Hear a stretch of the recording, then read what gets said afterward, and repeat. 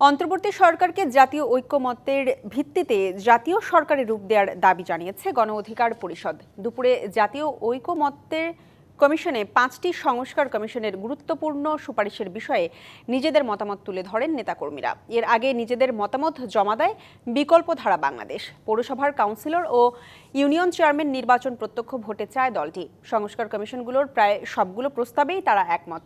আর গণ অধিকার পরিষদ প্রস্তাব করেছে অধ্যাদেশের মাধ্যমে সংস্কার করা সংবিধান কার্যকরে এই সংবিধানের মাধ্যমে নির্বাচন পরিচালনা করতে হবে।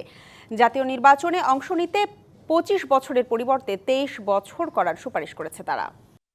আমাদের প্রস্তাবটা খুব স্পষ্ট। জাতীয় ঐক্যমতের ভিত্তিতে অন্তর্বর্তীকালীন সরকারকে জাতীয় সরকারের রূপদান করতে হবে এবং এই সংবিধানকে একটি সামাজিক চুক্তি হিসেবে গ্রহণ করে অধ্যাদেশের মাধ্যমে কার্যকরী করতে হবে এবং এই সংবিধানের অধীনে নির্বাচন অনুষ্ঠিত হবে। শুধুমাত্র জনপ্রশাসন সংস্কার কমিশনের প্রস্তাবনার মধ্যেই পৌরসভার নির্বাচন এবং ইউনিয়ন পরিষদের নির্বাচন, পরিষদের চেয়ারম্যান নির্বাচন প্রত্যক্ষ ভোটে নির্বাচনের প্রস্তাব করছি।